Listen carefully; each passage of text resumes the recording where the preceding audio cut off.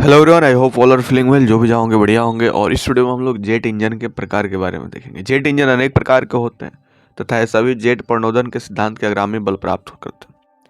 आमतौर पर विमानों को एयर ब्रीदिंग जेट इंजन द्वारा चलाया जाता है। उपयोग में आने वाले अधिकांश air breathing jet engine turbofan jet engine है, जो ध्वनि की गति से थोड़ी कम गति पर ही अच्छी दक्षता देते हैं।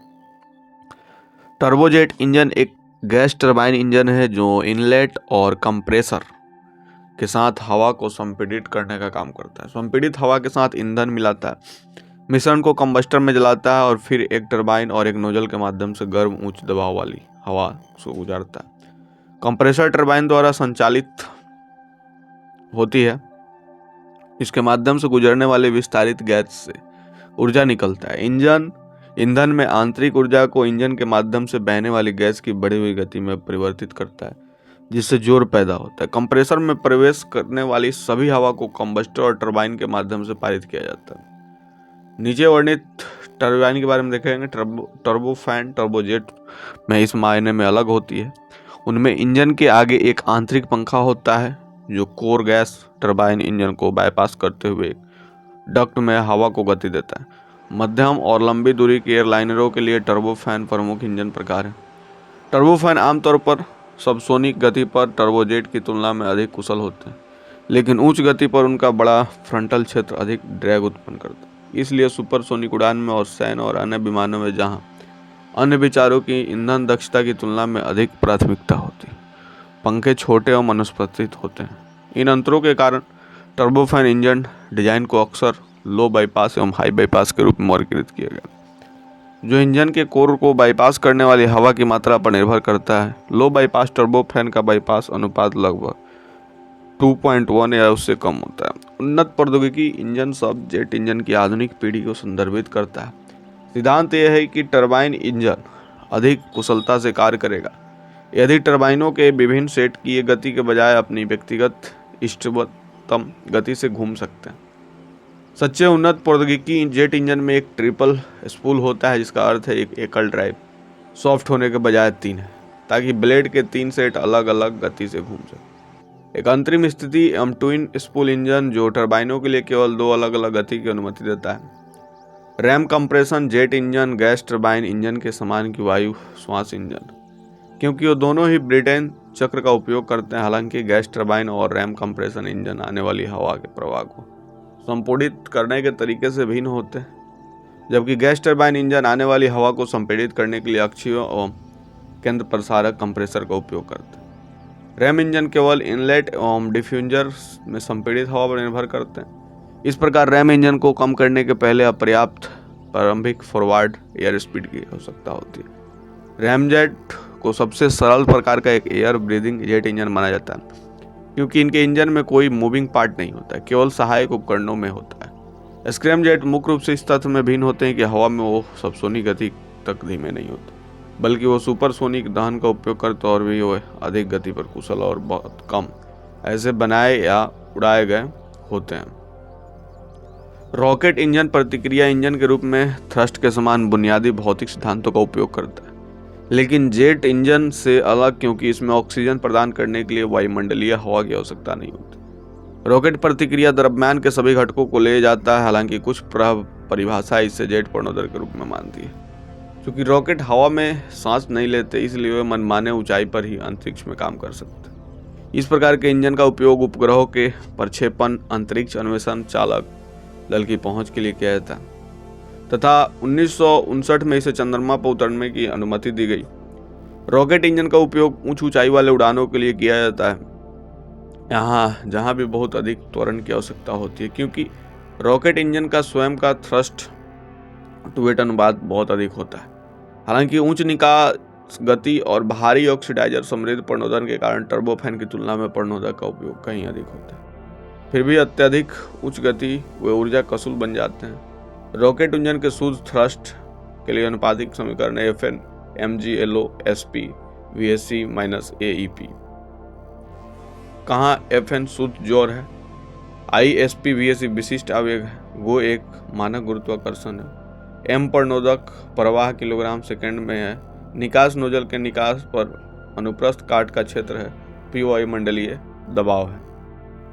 इसके साथ ही अगर हम देखें तो वाटर जेट एवं पंप जेट एक समुद्री प्रणोदर प्रणाली है जो पानी के जेट का उपयोग करती है। आंतरिक व्यवस्था नोजल के साथ एक डॉक्टेड प्रोपेलर एवं केंद्र स्पारक कंप्रेसर और नोजल हो सकती है। पंप सेट को एक अलग इंजन जैसे कि डीजल एवं गैस टरबाइन द्वारा संचालित किया जाता है। भौतिक सिद्धांत की बात करें तो सभी जेट इंजन प्रतिक्रिया इंजन होते हैं जो अपेक्षाकृत उच्च गति पर पीछे की ओर तरल पदार्थ पर जेट उत्सर्जित करते हैं, थ्रस्ट उत्पन्न करते हैं। इस जेट को बनाने के लिए इंजन के अंदर की और आवश्यक बल इंजन पर एक मजबूत थ्रस्ट देते हैं जो विमान की ओर आगे धकेलता है। जेट इंजन को 2 डिंकों में संग्रहित प्रणोदल से अपना जेट बनाते हैं। साथ ही डॉक्ट इंजन में बाहरी तरल पदार्थ को अंतर्ग्रहण करके और इसे उच्च गति से बाहर निकालकर एक प्रणोदर नोजल का एक उच्च वेग निकास जेट का उत्पादन करता है। प्रणोदर नोजल आंतरिक और दबाव ऊर्जा को उच्च वेग गतिज ऊर्जा में बदल देते हैं। कुल दबाव और तापमान नोजल के माध्यम से नहीं बदलते, लेकिन गैस की गति बढ़ने पर उन्हें स्थिर मूल्य गिर जाते हैं। नोजल में प्रवेश करने वाले हवा का वेग कम है, लगभग मैक 0.4, जो नोजल की ओर जाने वाली नदी के दबाव के नुकसान को कम करने के लिए एक शर्त है। नोजल में प्रवेश करने वाला तापमान क्रूज ऊंचाई पर ठंडी हवा में पंखे के नोजल के समुद्र तल के परिवेश जितना कम हो सकता है। ये सुपरसोनिक आफ्टर बर्निंग इंजन के लिए 1000 है। यह सुपरसोनिक आफ्टर बर्निंग इंजन के साथ ही केल्विन निकास गैस तापमान का आफ्टर बर्नर के साथ 2200 केल्विन जितना अधिक हो सकता है। नोजल में प्रवेश करने वाला दबाव नोजल के बाहर दबाव के 1.5 गुना से लेकर मैक 3+ पर सबसे तेज मानवयुक्त विमान के लिए 30 गुना तक भी हो सकता है। अभिसारी नोजल केवल स्थानीय ध्वनि स्थितियों तक गैस की गति में देने में सक्षम है।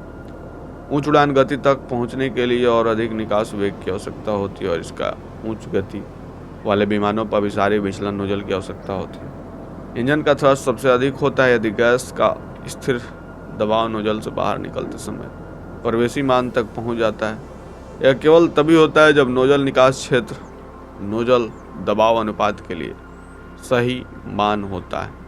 क्योंकि NPR इंजन थ्रस्ट सेटिंग और उड़ान की गति के साथ बदलता है, इसलिए ऐसा शायद ही कभी होता है। इसके अलावा सुपरसोनिक गति पर विचलन क्षेत्र बाहरी बॉडी ड्रॉग के साथ व्यापार बंद के रूप में प्रवेशी दबाव को पूर्ण आंतरिक विस्तार देने के लिए आवश्यक से कम है।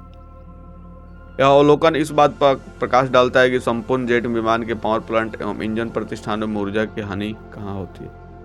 एक जेट इंजन आराम की अवस्था में परीक्षण स्टैंड पर ईंधन को खींचता है और जोर पैदा करता है। यह कितना अच्छा करता है इसका अंदाजा इस बात से लगाया जाता है कि कितना ईंधन इस्तेमाल करता है और इसे रोकने के लिए कितना बल चाहिए। यह इसकी दक्षता का एक माप है। अगर इंजन के अंदर कुछ खराब हो जाता है तो यह कम कुशल होगा और यह तब दिखाई देगा जब ईंधन कम जोर पैदा करेगा। अगर आंतरिक भाग में कोई बदलाव किया जाता है तो हवा दहन गैसों को अधिक सुचारू रूप से बहने देता है तो इंजन अधिक कुशल होगा और कम ईंधन का उपयोग करेगा। एक मानक परिभाषा का उपयोग यह आकलन करने के लिए किया जाता है कि विभिन्न चीज़ें इंजन की दक्षता को कैसे बदलती है और विभिन्न इंजनों के बीच तुलना करने की अनुमति भी देती है। इस परिभाषा को विशिष्ट ईंधन खपत कहा जाता है। यह जोर की एक इकाई के उत्पादन के लिए कितना ईंधन चाहिए। उदाहरण के लिए एक विशेष इंजन डिजाइन के लिए जाना जाएगा कि अगर बाईपास डक्ट में कुछ धक्कों को सुचारू किया जाता है तो हवा अधिक सुचारू रूप से बहेगी, जिसमें X% और Y% का दबाव हानि में कम आएगी। उदाहरण के लिए टेक ऑफ जोर पड़ने के लिए कम ईंधन की आवश्यकता होती है। समझ इंजीनियरिंग अनुशासन जेट इंजन प्रदर्शन के अंतर्गत आती है। आय गति और विमान प्रणोदन की ऊर्जा की आपूर्ति को दक्षता कैसे प्रभावित होती है इसका उल्लेख किया गया। इंजन की दक्षता मुख्य रूप से इंजन के अंदर परिचालन स्थितियों द्वारा नियंत्रित होती है जो कंप्रेसर द्वारा उत्पादित किया जाता है।